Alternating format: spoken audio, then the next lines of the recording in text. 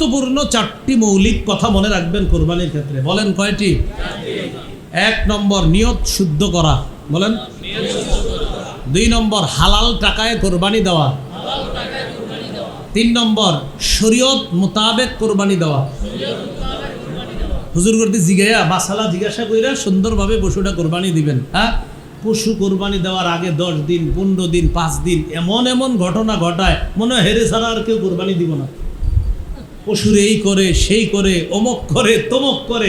আরে ভাই, এগুলো কোথায়?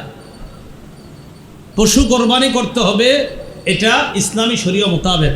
আবার দেখবেন যিনি জবাই করে, হুজুর যদি জবাই করে একটু চাকুটা টাচ করার সাথে সাথে তো অনেক কসাই ভাইয়ারা থাকে মাশাআল্লাহ, ওনারাও খেদমত করে, কিন্তু ওনারা বলে হুজুর বাস বাস হয়েছে বাস হয়েছে বললে ছেড়ে দিবেন না। যেই রগ কাটলে পশুর জান যায় ওটা পর্যন্ত ছুরিটা চালাবেন, ওটা নিশ্চিত যখন হবেন এরপর ছুরি ছাড়বেন। আর এইভাবে ডাইরেক্ট ছুরিটা এভাবে আপনি ভিতরে দিয়ে দিবেন না। অনেকে কি করে, প্রথমে চালানোর পর আরেকজন যিনি পাশে থাকে উনি এইভাবে মারে, এটা না, এটা করবেন না। বলেন 3 নাম্বার কি মোতাবেক? 1 নাম্বার নিয়ত, 2 নাম্বার হালাল টাকা, 3 নাম্বার কোরবানি শরীয়ত, 4 নাম্বার বলেন রিয়া মুক্ত কোরবানি। বলেন মানুষকে দেখান যাব না। আচ্ছা, মানুষ তো দেখি সবাই করবে উদ্দেশ্য কি? অর্থাৎ আমার এই কোরবানি আল্লাহর জন্য।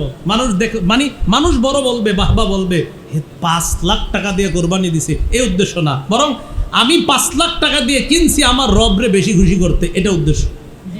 ঠিক আছে, কিন্তু আপনি যদি এটা হয় না, আমার রব আমারে দিছে বেশি টাকা, তাই আমি বেশি টাকা দিয়ে পশুটা কিনছি, আল্লাহ আপনারই খুশি করার জন্য কিনছি, বাস এটা। কিন্তু আপনার এটা যেন না হয় 5 লাখ দিয়ে কিনছি, আমার ভাইয়েরটা 2.5 লাখ, এরকম হইলে শেষ।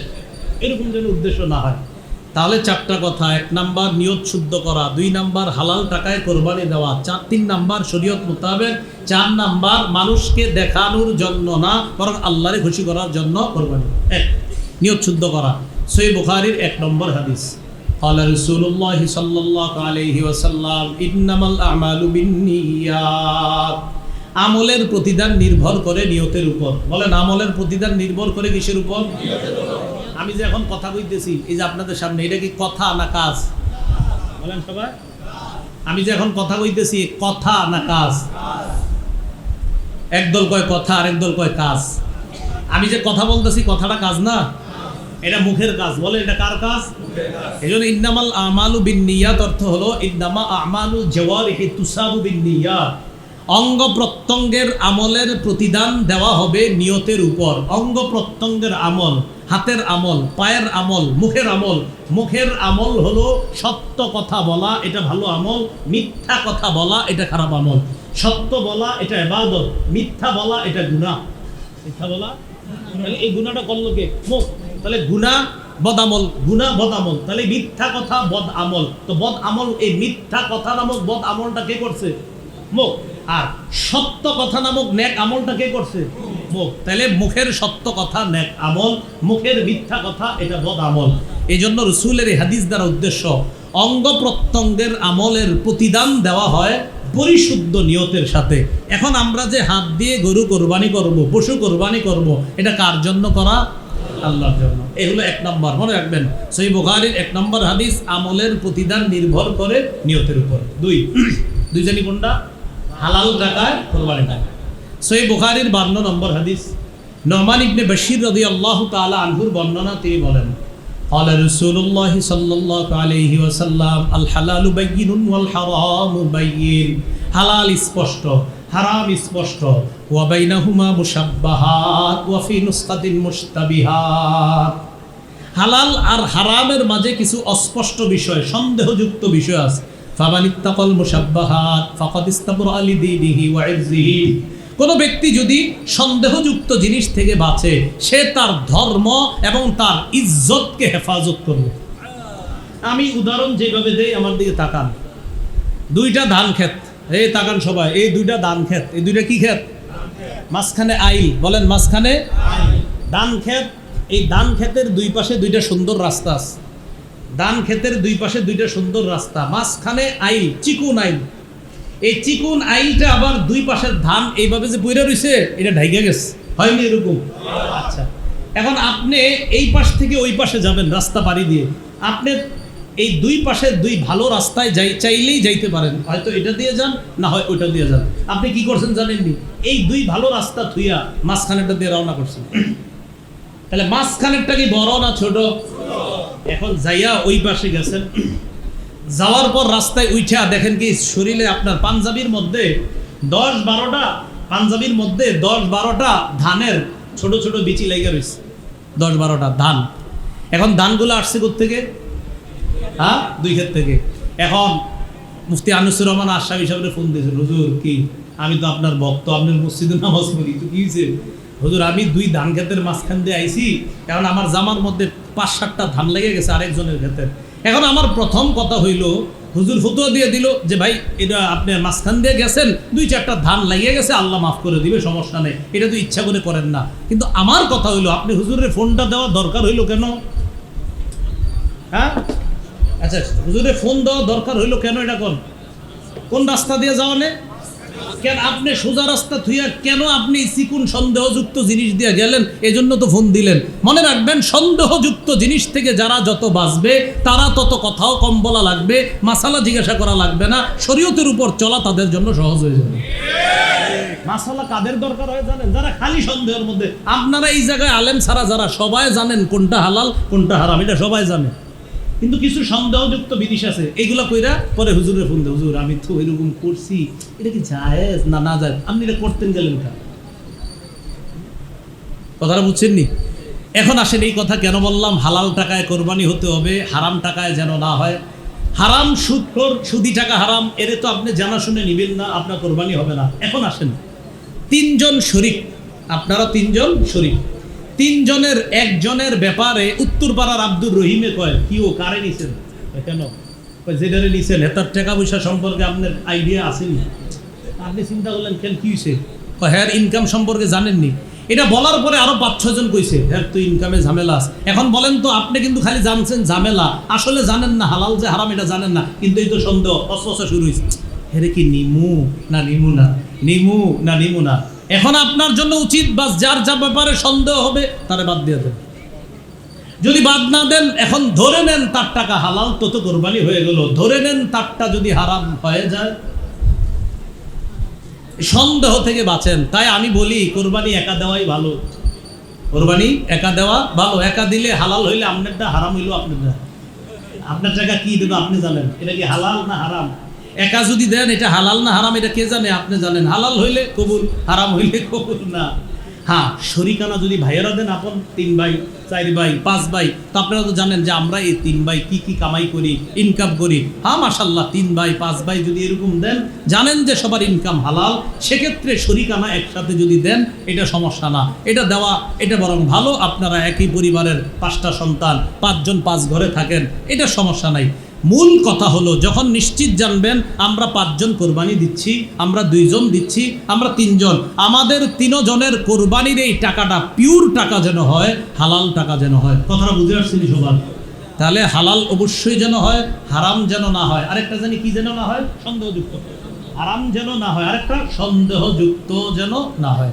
সন্দেহযুক্ত হইলে দেখবেন যারা কোরবানি দেয়, মনে করেন 5 জন, এর মধ্যে 4 জন ঠিক আছে, একজনের ব্যাপারে সন্দেহ। এখন ওই 4 জন খালি এরকম করবে, আমার কোরবানি হইব না হইব না, হইব না হইব না, এক পেরেশানি। আল্লাহ আমাদের সকলকে সন্দেহ থেকে বাঁচার তৌফিক দান করে। 3 নাম্বার, শরীয়ত মোতাবেক বলছিলাম, কোরবানি করতে গিয়ে কোনো ধরনের বেদাত না করা। যে কোরবানির গোশত বন্টন করতে গিয়ে আপনি বন্টন কি, বাস 3 জন কোরবানি দিলে 3 ভাগ করবেন, 3 ভাগ করার পর যদি আর কি আপনি চান গরিবরে দিবেন গরিবরে, আত্মীয় স্বজনরে দিলে দিবেন, যদি না দেন গুনাহ হবে না। না দিলে কি হবে না? বাকি আপনার এই গিফটটাই করেন না, দিয়ে আরে আল্লাহ যেন আবার না নিতে, গুনাহ হবে না বলছে দিকে, আবার এরকম দিবেন না, এরকম না, মানে কইলাম আর কি, যে যদি না দেন গুনাহ হবে না। আপনি যদি না দিলে গুনাহ হবে না, বা আল্লাহর হস্তে কিন্তু এটা কইরেন না, মুখ দিয়ে আয়া পড়ছে মানে লিগে এই মাসালাটা বইলে ফেলছে। সাধারণত মাইকে মাসালা বলি না আমি।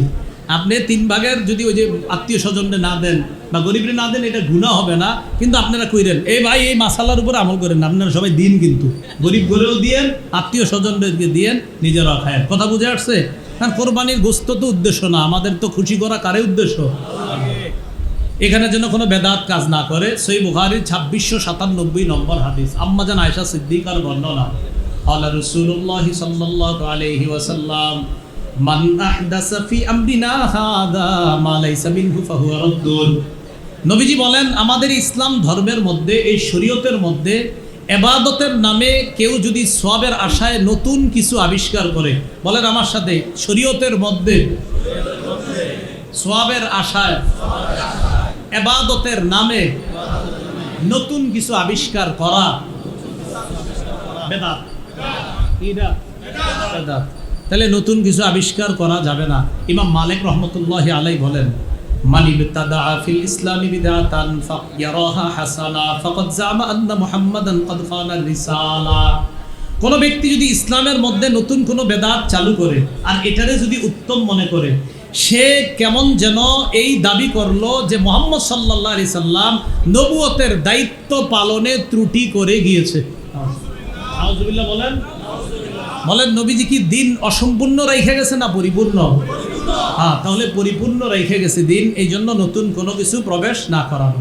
4 নাম্বার জানি কি, কাউরে দেখানোর জন্য কোরবানি না দেওয়া, আল্লাহরে খুশি করার জন্য কোরবানি দেওয়া। জিলহজ মাসের ইব্রাহিম আলাইহিস সালাতু ওয়াস সালামের ঈমান এবং ইব্রাহিম আলাইহিস সালাতু ওয়াস সালামের যে সমর্পণ, ত্যাগ, আল্লাহর কাছে নিজের আত্মসমর্পণ করা, এই আত্মসমর্পণ করার উজ্জীবিত হওয়ার মাস হলো জিলহজ মাস। ইব্রাহিম আলাইহিস সালাতু ওয়াস সালাম আর তার সাথে ঈমানদার যারা, তাদের ঈমান কেমন? সূরা মুমতাহিনা 28 নম্বর পারায় এই সূরার 4 নম্বর আয়াতে আল্লাহ বলেন, ক্বাদ কানাত লাকুম উসওয়াতুন হাসানাতুন ফি ইব্রাহিম ওয়াল্লাযীনা মাআ। ইব্রাহিম আলাইহিস সালাতু ওয়াস সালাম এবং তার সাথে যারা ঈমানদার, এই ঈমানদার এবং ইব্রাহিম নবীর মাঝে তোমাদের জন্য উত্তম আদর্শ রয়েছে। ইয ক্বালু লিকওমিহিম ইন্না বুরাআউ মিনকুম ওয়া মিম্মা তা'বুদুনা মিন দুনিল্লাহ। তারা যখন তাদের সম্প্রদায়কে বলল, আমরা তোমাদের থেকে মুক্ত আর তোমরা আল্লাহ ছাড়া যাদের ইবাদত করো তাদের থেকে মুক্ত। কাফারনা বিকুম ওয়া বাদা বাইনানা ওয়া বাইনাকুমুল আদাওয়াতু ওয়াল বাগদাউ আবাদান হাত্তা তুমিনু বিল্লাহি ওয়াহদা।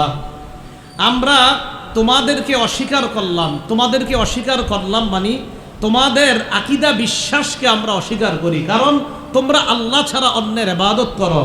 তোমরা যে আল্লাহ ছাড়া অন্যের ইবাদত করো, এই ইবাদতটা যে তোমরা করো, এই ইবাদত তোমরা যে করো, এটাকে আমরা অস্বীকার করি, এটা আমরা মানি না। বাদা বাইনানা ওয়া বাইনাকুমুল আদাওয়াতু ওয়াল বাগদা, আমাদের মাঝে আর তোমাদের মাঝে শত্রুতা এবং বিদ্বেষ স্পষ্ট হয়ে গিয়েছে। হাত্তা তুমিনু বিল্লাহি ওয়াহদা, যতক্ষণ তোমরা আল্লাহর উপর ঈমান না আনবা ততক্ষণ আমাদের মাঝে আর তোমাদের মাঝে শত্রুতা থাকবে, বিদ্বেষ থাকবে। এখন আসেন, এই আয়াত থেকে আমাদের শিক্ষা কি? এই আয়াত থেকে শিক্ষা হলো, আল্লাহর জন্য কাউকে মহব্বত করা এটাও জায়েজ, আল্লাহর জন্য কাউকে ঘৃণা করা এটাও জায়েজ। না হয় ইব্রাহিম নবীর সাথে ঈমানদাররা বলতেছে, আমরা তোমাদেরকে প্রত্যাখ্যান করি, কারণ তোমাদের বিশ্বাস ঠিক নাই, তোমাদের মাঝে আর আমাদের মাঝে শত্রুতা চিরকাল থাকবে যতক্ষণ ঈমান না আনবা। সহিহ আবু দাউদের বর্ণনা 4681 নম্বর হাদিসের মধ্যে রাসূলুল্লাহ সাল্লাল্লাহু আলাইহি সাল্লাম বলেন, মান আহাব্বা লিল্লাহ ওয়া আবগাযা লিল্লাহি ওয়া আতা লিল্লাহ ওয়া মানাআ লিল্লাহ। যে ব্যক্তি আল্লাহর জন্য কাউকে মহব্বত করে, আল্লাহর জন্য কাউকে ঘৃণা করে, আল্লাহর জন্য কাউকে দান করে, আল্লাহর জন্য কাউকে দান না করে। আবার বলছি, যে ব্যক্তি আল্লাহর জন্য কাউকে মহব্বত করে, আল্লাহর জন্য কাউকে ঘৃণা করে, আল্লাহর জন্য কাউকে দান করে, আল্লাহর জন্য কাউকে দান না করে, ফাকাদ ইসতাকমালাল ঈমান, ওই ব্যক্তি ঈমান পরিপূর্ণ করলো। তাহলে ঈমান পরিপূর্ণ কোন ব্যক্তির? যে ব্যক্তি আল্লাহর জন্য কাউকে মহব্বত করে, আল্লাহর জন্য কাউকে ঘৃণা করে, আল্লাহর জন্য কাউকে দান করে, আল্লাহর জন্য কাউকে দান না করে। আপনাদের কাছে আইসা একদল দান চাইলো, গানের অনুষ্ঠান করবে, এখানে দান না করাটা কারে খুশি করার জন্য? আপনাদের কাছে কেউ আসলো, আইসা বলল 3 জন এতিমকে সহযোগিতা করব, দান চাইলো, এখানে দান করবেন কারে খুশি করার জন্য? তাহলে এখানে দিলেন আল্লাহরে খুশি করার জন্য, আবার দিলেন না আল্লাহরে খুশি করার জন্য। নবী বলেন এটাই পরিপূর্ণ ঈমানের আলামত। এবার আসেন, ইব্রাহিম আলাইহিস সালাতু ওয়াস সালাম এই জিলহজ মাসে আল্লাহর কাছে নিজের আত্মসমর্পণ করে এমন এক দৃষ্টান্ত দুনিয়ার মধ্যে কায়েম করেছেন যে পিতা হয়ে আপন সন্তানকে জবাই করার জন্য গেছেন। সূরা আস-সাফফাত এই সূরার 102 থেকে 107 নম্বর আয়াত। এর আগে আরেকটা আয়াত আমরা জানি, সূরা বাকারার 131 নম্বর আয়াতে আল্লাহ বলেন, ইয ক্বালা লাহু রাব্বুহু আসলিম। আল্লাহ যখন ইব্রাহিম নবীকে বললেন আপনি আত্মসমর্পণ করেন, ক্বালা আসলামতু লিরাব্বিল আলামিন, আমি বিশ্বজগতের রব আল্লাহর কাছে আত্মসমর্পণ করলাম। ইব্রাহিম নবী আল্লাহর কাছে আত্মসমর্পণ করলেন। ইব্রাহিম নবী বললেন আমি রবের কাছে আত্মসমর্পণ করলাম। এখন দেখেন ইব্রাহিম নবী আত্মসমর্পণ করার একটা দৃষ্টান্ত। কি দৃষ্টান্ত? সূরা আস-সাফফাত 102 থেকে 107 নম্বর আয়াতে আল্লাহ বলেন, ফালাম্মা বালাগা মাহুস সা'য়া, ইব্রাহিম নবী যখন তার সন্তান ইসমাইল নবীকে নিয়ে বের হলেন একদিন, তো ফালাম্মা বালাগা মাহুস সা'য়া, ইসমাইল নবী যখন কাজ করার বয়সে বসলেন, ছোট মানুষ তো বড় হইতে হইতে কাজ করতে পারে এমন বয়সে পৌঁছে ইব্রাহিম নবী সন্তানরে বাহিরে নিয়ে গেছে, চলো কাজ আছে। قال يا بني إني أرى في المنام أني أذبحك فانظر ماذا ترى। ইব্রাহিম নবী সন্তানকে বললেন আমি স্বপ্নে দেখলাম আমি তোমারে জবাই করতেছি, তুমি বলো তোমার কি অভিমত, তুমি চিন্তা করে আমাকে জানাও। ফানজুর, চিন্তা করো, মাজা তারা, তোমার কি সিদ্ধান্ত। প্রশ্ন, ইব্রাহিম নবী সন্তানের কাছে কি চাইছে? সিদ্ধান্ত। বলেন কি চাইছে? এখন ইসমাইল নবী যদি বলতেন আব্বা আমারে জবাই করেন না, কি করেন না, আপনাকে বললাম ভাই আপনি কি যাবেন না যাবেন না, কয়টা অপশন আছে, আপনি যাইতেও পারেন নাও যাইতে পারেন। সন্তানরে বলতেছে আমি স্বপ্নে দেখলাম তোমারে জবাই করি, তোমার কি সিদ্ধান্ত বলো। এখন সন্তানের দুইটা অপশন, আব্বা জবাই করেন, আব্বা জবাই করেন না, এটাই তো। এখন প্রশ্ন হলো ইব্রাহিম নবী এই প্রশ্ন সন্তানরে কেন করলেন? হুকুম কার? আল্লাহর হুকুম পালন করতে গিয়ে প্রশ্ন কিসের? আবার হুকুম পালন করেন, কথাটা বুঝছেন নি আপনারা? আল্লাহর হুকুম পালন করতে গিয়ে সন্তানকে প্রশ্ন করার কি দরকার? প্রশ্ন ছাড়াই তো জবাই করতে পারতেন, কারণ হুকুমটা কার? এখন মুফাসসিরিনে কেরাম সুন্দর কথা লেখছে যে ইব্রাহিম নবী সন্তান ইসমাইলকে প্রশ্ন করার উদ্দেশ্য এই না যে সন্তান যদি না বলে জবাই করবে না, আর হা বললে জবাই করবে, এটা না। হা বললেও জবাই করবে, না বললেও জবাই করবে, কারণ হুকুম তো আল্লাহর। নবী ইব্রাহিম শুধু সন্তানকে পরীক্ষা করতে চাইলেন, দেখি আল্লাহর হুকুম পালন করার ক্ষেত্রে আমার সন্তান ইসমাইলের আগ্রহটা কেমন। তাহলে না আর হা অপশনের কথা না, হা বলুক জবাই করবে, না বলুক জবাই করবে, চাইলেন আমার সন্তান দেখি কি বলে। ইসমাইল নবী জবাব দিয়ে দিলেন, ইয়া আবাতি ফাল মা তুমার, আব্বা আপনি কিসের চিন্তা করার সুযোগ দিবেন? চিন্তার দরকার নাই, আল্লাহ যা বলছে তাড়াতাড়ি পালন করেন, এখনই বাস্তবায়ন করেন। সাতাজিদুনি ইনশাআল্লাহু মিনাস সাবিরিন। আব্বা আপনি আমারে ধৈর্যশীলদের অন্তর্ভুক্ত পাবেন, আল্লাহ চাহেন তো আমি দৌড়ায়া পালিয়ে যাব না, আপনি আমাকে ধৈর্যশীল পাবেন। আব্বা আপনি আল্লাহর হুকুম পালন করেন। এখন আল্লাহ কি বলছে দেখেন, ফালাম্মা আসলামা, তারা দুইজন যখন আত্মসমর্পণ করলেন। একটু বুঝেন এই জায়গায় কোরআন সূরা বাকারার 131 নম্বর আয়াতে আল্লাহ বললেন, ইয ক্বালা লাহু রাব্বুহু আসলিম। ইব্রাহিম নবীর রব যখন তাকে বললেন, ও ইব্রাহিম আলাইহিস সালাম আপনি আমার কাছে আত্মসমর্পণ করেন, নবী ইব্রাহিম বললেন আমি আত্মসমর্পণ করলাম। সূরা আস-সাফফাতে আল্লাহ বলে, ফালাম্মা আসলামা, বাবা এবং ছেলে দুইজন যখন আত্মসমর্পণ করলেন। আগে বলছে শুধু বাবার কথা, এখানে বলছে কার কথা? বাবা এবং সন্তান। কেন? ওই যে বাপ সন্তানকে পরীক্ষা করে নিছে, বাবা তুমি চিন্তা করে দেখো, আমি স্বপ্নে দেখছি তোমারে জবাই করি, তুমি বলো কি করব? সন্তান কয় ইফআল মা তুমার, আব্বা আল্লাহ যা বলছে এটা পালন করেন। এখন আল্লাহই কোরআনের মধ্যে সিদ্ধান্ত দিয়ে দিলেন, ফালাম্মা আসলামা, বাবা এবং ছেলে দুটোটাই আমার কাছে আত্মসমর্পণ করছে। ওয়াতাল্লাহু লিল জাবিন, এবার ছুরি চালাইছে সন্তানের গলায়। একটু চিন্তা করেন তো, আপন বাপ আপন ছেলে, এরকম না যে সব, ছেলের গলায় ছুরি চালাইছে। আল্লাহ ডাক দিলেন, ওয়ানাদাইনাহু আইয়া ইব্রাহিম কদ সাদ্দাকতা রুইয়া।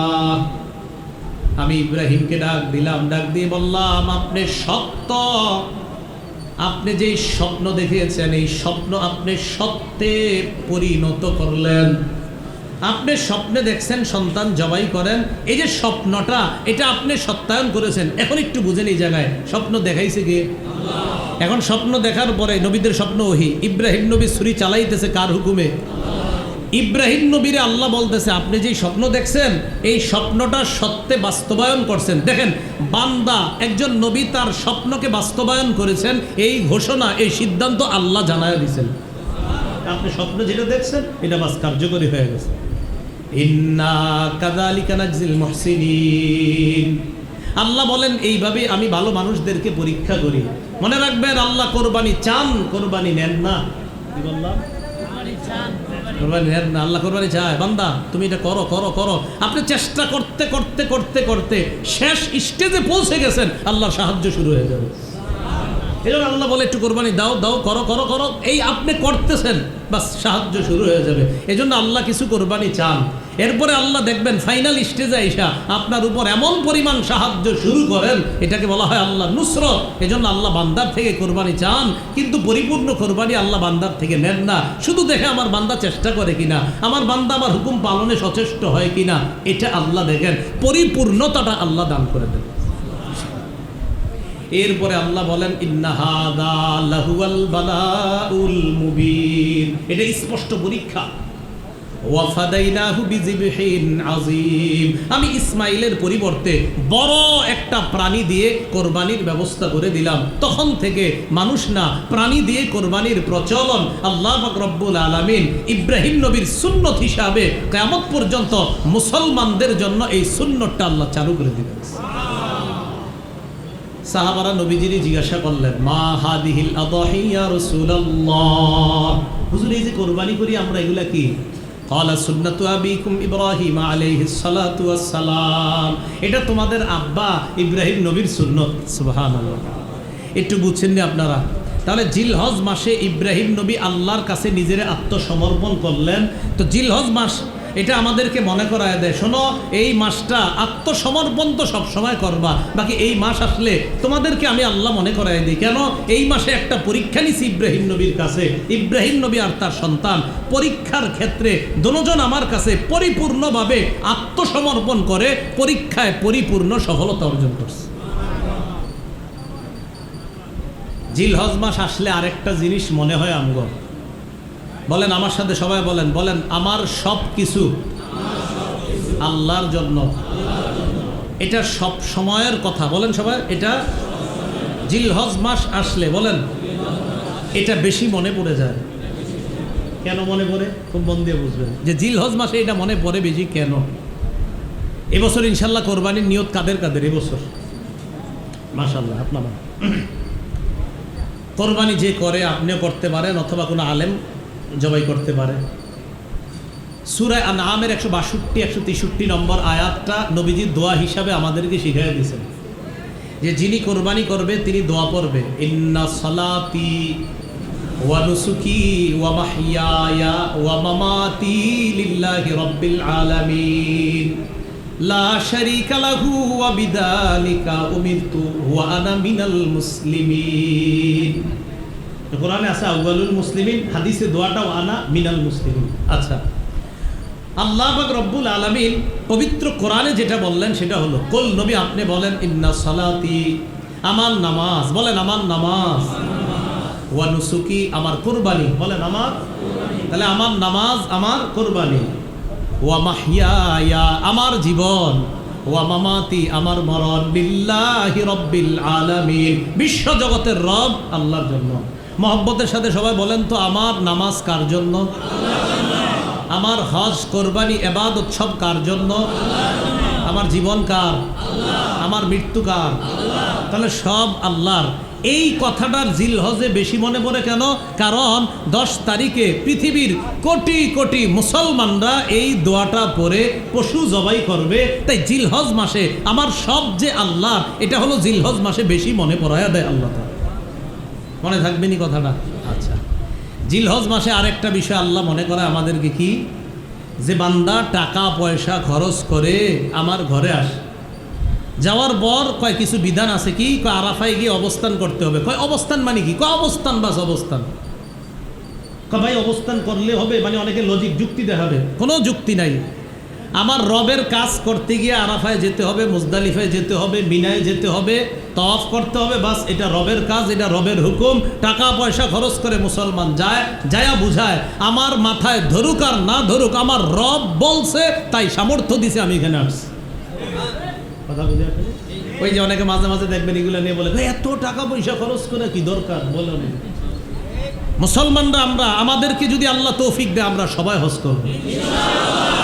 আমরা কোনো প্রশ্ন তুলবো না যে এটা কেন ওটা কেন, না আমার রব বলছে তাই যাব। কয় প্লেন দিয়া তুমি কাবার সামনে দাঁড়ায় রইলা, ও আরাফায় গিয়ে অবস্থান করলা, মুজদালিফায় একটু রাত কাটাইলা, মিনায় গেলা, একটা পশু জবাই করলা, লাখ লাখ টাকা খরচ করে হজ হয়ে গেল তোমার। আমরা বলবো হ্যাঁ আমার রব বলছে, লাখ লাখ টাকা খরচ এটা আমাদের বিষয় না, আমরা রবের কথায় রবের হুকুম পালন করতে পারছি, এটা আমাদের মুসলমানদের গর্বের বিষয়।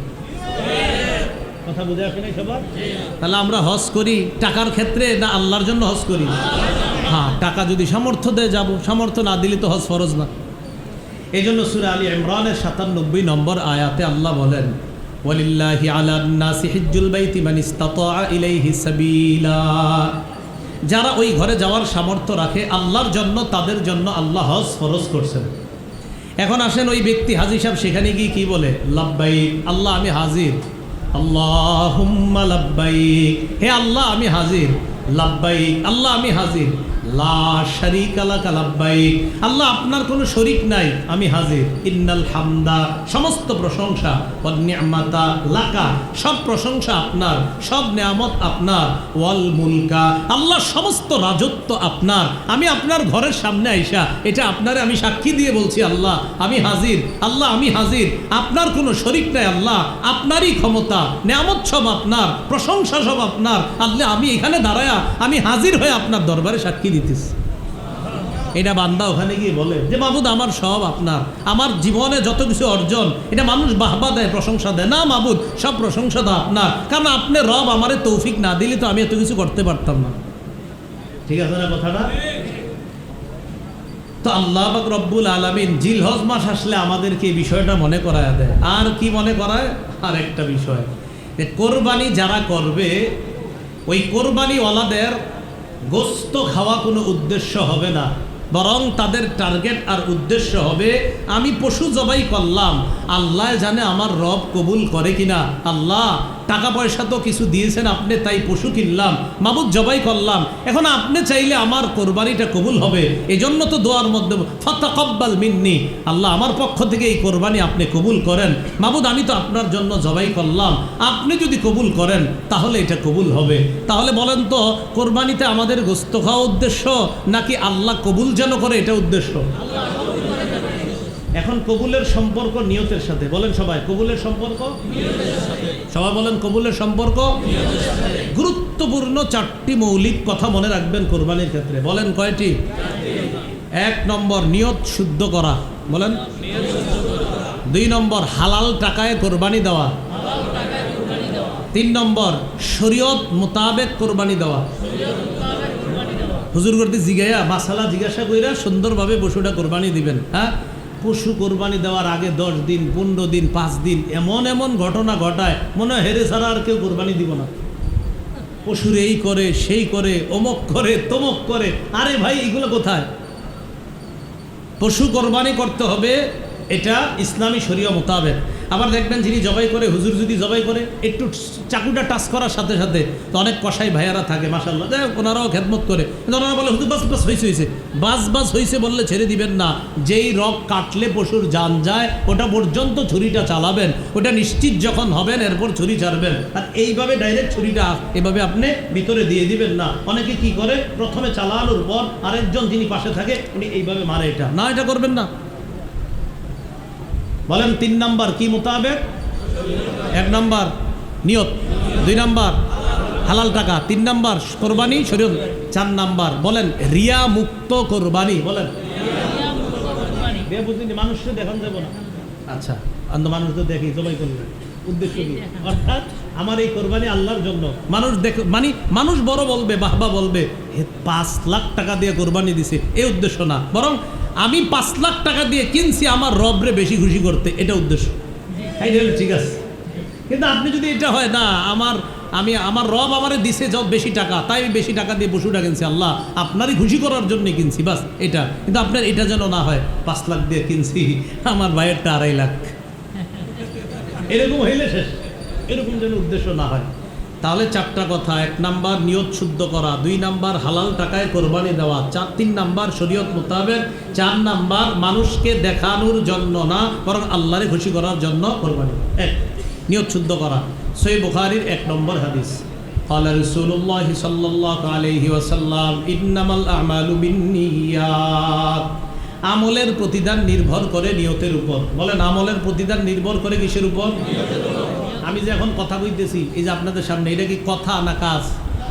বলেন সবাই, আমি যে এখন কথা কইতেছি, কথা না কাজ? একদল কয় কথা, আর একদল কয় কাজ।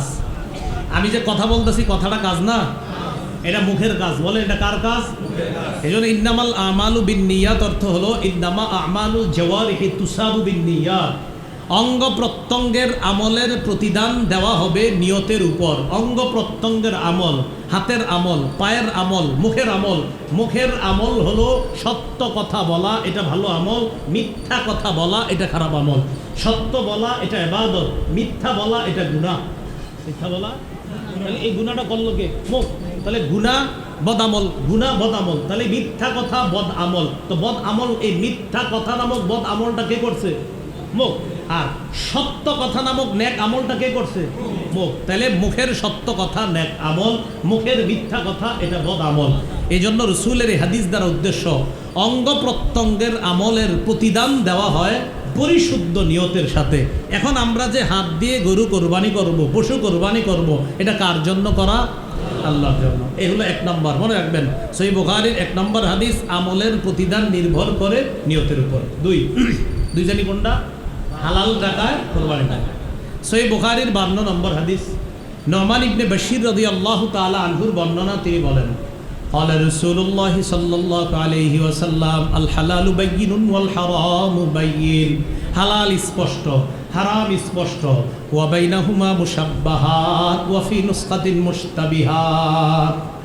হালাল আর হারামের মাঝে কিছু অস্পষ্ট বিষয়, সন্দেহযুক্ত বিষয় আছে। ফামানিত্তাকাল মুশাব্বাহাত ফাকাদ ইস্তাবরা লিদীনিহি ওয়া ইরজিহি। কোনো ব্যক্তি যদি সন্দেহযুক্ত জিনিস থেকে বাঁচে, সে তার ধর্ম এবং তার ইজ্জতকে হেফাজত করবে। আমি উদাহরণ যেভাবে দেই, আমার দিকে তাকান। 2টা ধান ক্ষেত, এই তাকান সবাই, এই 2টা ধান ক্ষেত। এই 2টা কি ক্ষেত? মাঝখানে আইল। বলেন, মাঝখানে ধান ক্ষেত। এই ধান ক্ষেতের 2 পাশে 2টা সুন্দর রাস্তা আছে। ধান ক্ষেতের 2 পাশে 2টা সুন্দর রাস্তা, মাঝখানে আইল, চিকুন আইল। এই চিকুন আইলটা আবার 2 পাশের ধান এইভাবে যে পইরা রইছে, এটা ঢাইকা গেছে, হয়নি এরকম? আচ্ছা, এখন আপনি এই পাশ থেকে ওই পাশে যাবেন রাস্তা পাড়ি দিয়ে। আপনি এই 2 পাশে 2 ভালো রাস্তায় চাইলেই যাইতে পারেন, হয়তো এটা দিয়ে যান, না হয় ওইটা দিয়ে যান। আপনি কি করছেন জানেননি? এই 2 ভালো রাস্তা থুইয়া মাঝখানেরটা দিয়ে রওনা করছেন। তাহলে মাঝখানেরটা কি বড় না ছোট? এখন যাইয়া ওই পাশে গেছেন, যাওয়ার পর রাস্তায় উঠা দেখেন কি শরীরে আপনার পাঞ্জাবির মধ্যে 10-12টা, পাঞ্জাবির মধ্যে 10-12টা ধানের ছোট ছোট বিচি লেগে রয়েছে। 10-12টা ধান। এখন ধানগুলো আসছে কোত্থেকে? 2 ক্ষেত থেকে। এখন মুফতি আনিসুর রহমান আশরাফি সাহেবের ফোন দিয়েছেন, হুজুর কি আমি তো আপনার ভক্ত, আপনার মসজিদে নামাজ পড়ি, তো কি হয়েছে? হুজুর আমি 2 ধান ক্ষেতের মাঝখান দিয়ে আইছি, এখন আমার জামার মধ্যে 5-7টা ধান লেগে গেছে আরেকজনের ক্ষেতের। এখন আমার প্রথম কথা হইল, হুজুর ফতোয়া দিয়ে দিল যে ভাই এটা আপনি মাঝখান দিয়ে গেছেন, 2-4টা ধান লেগে গেছে, আল্লাহ মাফ করে দিবে, সমস্যা নেই, এটা তো ইচ্ছা করে করেন না। কিন্তু আমার কথা হইল, আপনি হুজুরের ফোনটা দেওয়া দরকার হইল কেন?